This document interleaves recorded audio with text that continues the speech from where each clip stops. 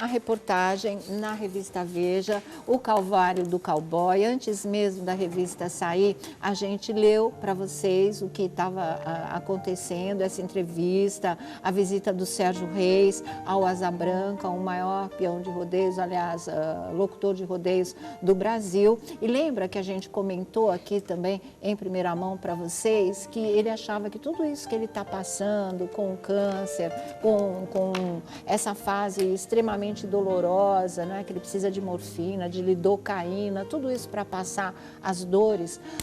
Ele achava que isso era um castigo pelos maus tratos que ele dava aos animais e por ele ter sido de rodeio, que maltrata os animais. Claro que o pessoal do rodeio já veio com nota daqui, nota dali, que não é nada disso, que eles protegem os animais. Eu odeio rodeio, faz anos que eu falo isso. Felipe também, acho que conserva a festa, a tradição, os shows sertanejos, alguma coisa da comida, mas não o que eles fazem na arena, que é uma crueldade. Queria ver o touro ou os cavalos montando nos peões e fazendo o que eles fazem para ver se eles iam gostar dessa história. Mas eu também torço sempre pro touro, sempre, sempre, sempre. Enfim, nós lemos e aí depois, com a reportagem completa, tem alguns trechos aqui e no dia a gente ainda tentou consolar ele, já foi, não adianta, não é isso, não sei o quê, mas quando você lê, gente, o que ele fala, o que ele descreve, é uma coisa que dói no coração, que eu acho que até do pessoal que ama rodeio, porque é muito sofrimento. E ele diz, tem uma parte, acho que a gente tem um vídeo também de uma entrevista que ele deu à revista Veja, em que ele fala que uma vez um cavalo o derrubou, porque antes ele era peão, né? Ele era peão e era locutor. O cavalo derrubou na arena, ele ficou com tanta raiva do cavalo que ele pendurou na arcada dentária do cavalo um peso de 5 quilos e ele deixou lá. Ele deixou uma semana. Quando ele voltou, claro que o cavalo estava morrendo, a dor era imensa, ele não podia tomar água, não podia se alimentar, não podia mais ficar em pé com aqueles 5 quilos pendurados na boca. E ele lembra, olha como de alguma forma a gente guarda as coisas erradas que a gente faz também. Ele lembra muito da dor do cavalo e ele lembra quando ele foi tentar tirar o peso, que não adiantava mais, porque já estava tudo comido, já tinha apodrecido, já tinha vermes. E hoje ele diz que quando ele sente essa dor aterradora na boca em função do câncer, né, que se fosse fazer a cirurgia custaria a ele metade do rosto, mas nem essa cirurgia ele pode fazer mais, é o cavalo que vem à mente dele. É do cavalo que ele lembra. E aí é que ele avalia que essa dor que ele sente pode ter sido a dor daquele animal do qual ele se vingou dessa maneira. Mas isso é da experiência dele. E ele fala de outras coisas, de encher de arame farpado pneus e jogar no pescoço dos cavalos antes deles entrarem na arena. E ele lembra muito bem que ficava escorrendo sangue pela crina do cavalo por causa de todos aqueles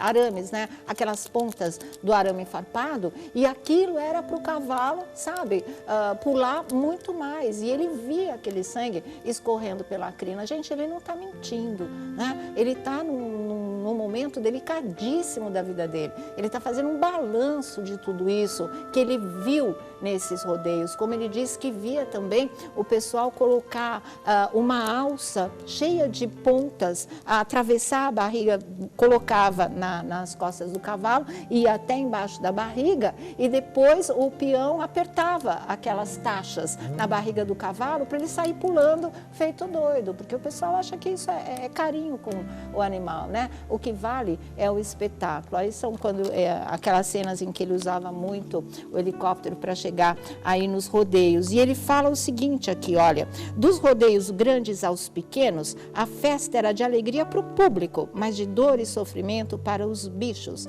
Ele diz ter visto competidores usar um aparelho para emitir choques de 12 volts com o objetivo de fazer com que os bois saltassem de uma forma mais frenética para garantir boas notas diante dos juízes. Ele, como é que fala aqui? Havia também tropeiros que colocavam arames no sedém, a faixa de couro enrolada na região da virilha do animal com o mesmo objetivo. Eu via tudo isso na época, mas eu não me importava. E ele fala que, olha, Quando eu era aprendiz de peão, eu amarrava arame farpado em pneus para depois jogar no pescoço dos cavalos. O sangue escorria pelas crinas enquanto os animais saltavam com dores, né? E ele teve inclusive um tombo em que ele quebrou 4 costelas, essa coisa toda. E ele vai falando muito mais, viu, gente? Deixa eu ver se tem mais alguma coisa aqui.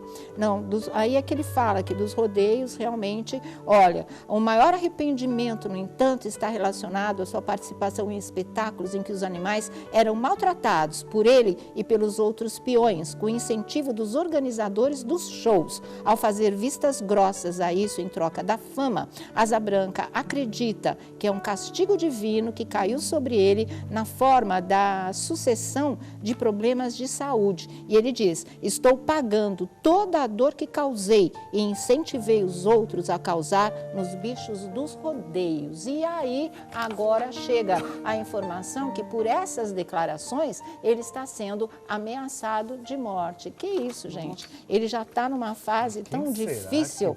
Asa Branca sofre, segundo a revista Veja também, porque a Veja publicou essa reportagem na última edição, né? Fez uma entrevista com ele para vídeo, em vídeo, e agora está sabendo disso e está já noticiando. Recados enviados por WhatsApp, Facebook, o locutor Asa Branca e sua mulher, Sandra Santos. O que a Sandra tem com isso, gente? Ela nem fazia parte dessa história, sabe?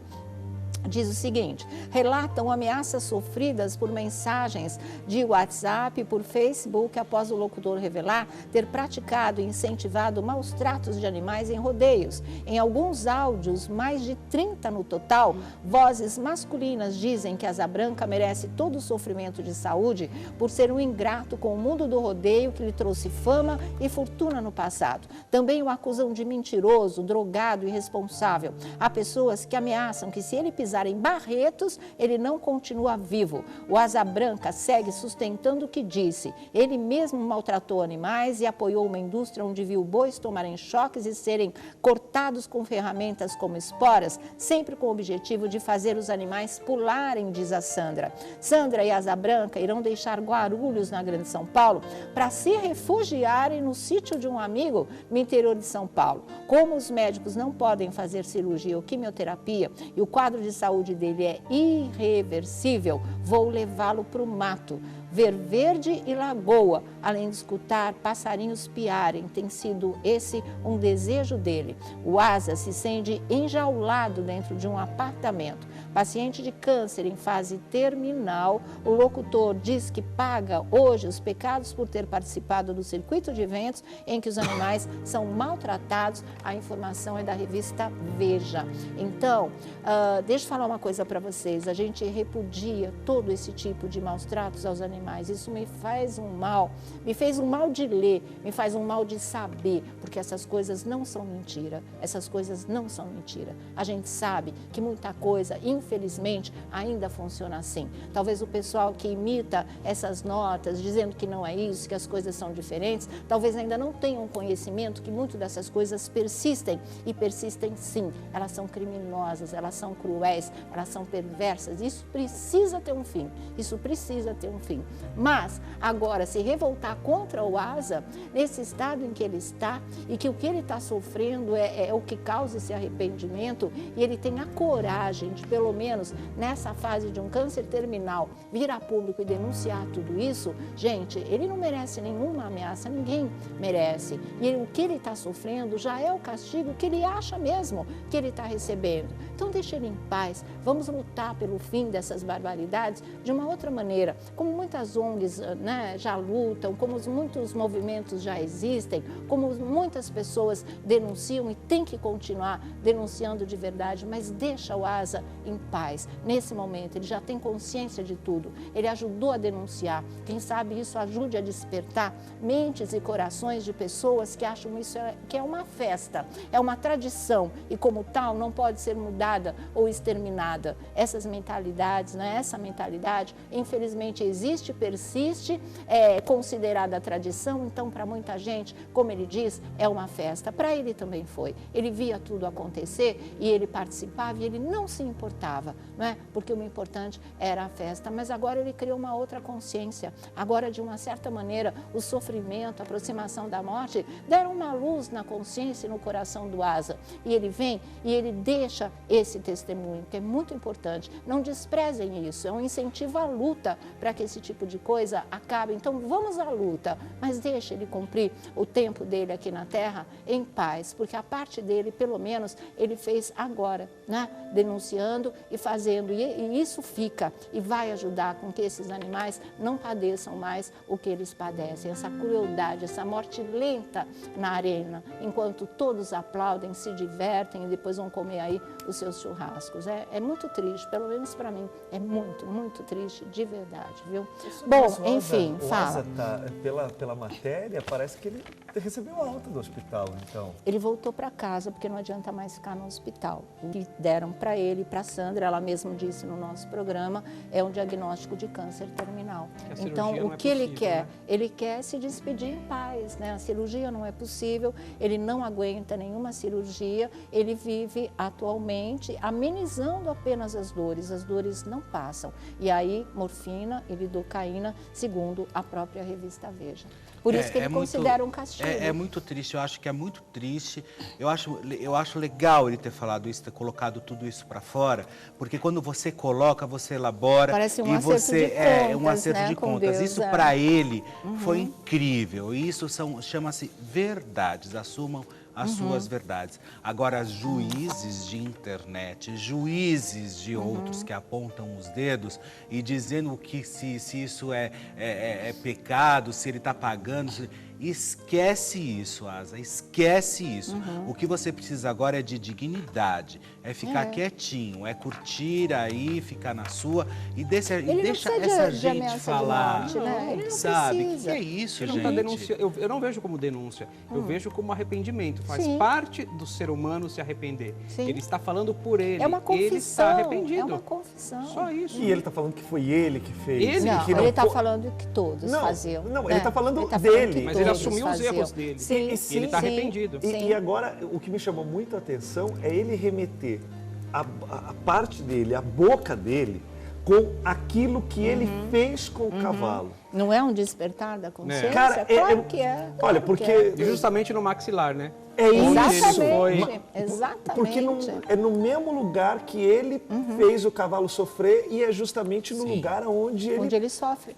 há bastante Sim, mas tempo. ele não pode associar isso a isso, né? A gente sabe. Como você pode Olha, falar Felipe, isso, Felipe? essa coincidência- Isso é um processo psicológico. Mas eu sei, Que mas isso? eu acho que ele de se consciência. culpar ainda mais, Sônia, por tudo isso, se culpar ainda Não, isso mais. a gente falou para ele, mas assim, eu acho que é uma questão interna intensa, profunda, extremamente dolorosa, Não, eu sou super que ele está contra. tentando resolver com ele mesmo. Sim, eu Esse sou foi super- o caminho que ele encontrou, entendeu? Eu sou super contra rodeio, eu não suporto essa cultura idiota aqui no nosso país, que eu acho idiota mesmo. É idiota, ponto final.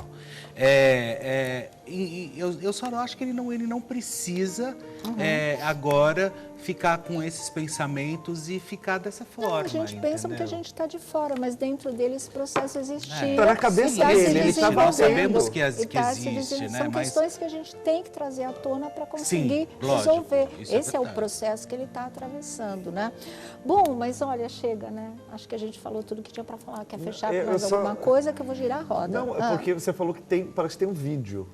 Essa é Sim. uma entrevista que tem vídeo Que tem também. vídeo, basta vocês acessarem, eu acho que é a Veja, né? Ou uma sessão de vídeos da Veja, tá tudo lá, ele conta o que está aqui e muito mais. Inclusive essa história do cavalo, do maxilar, não está na entrevista impressa, tá só no vídeo mesmo, em que ele fala e vocês podem consultar.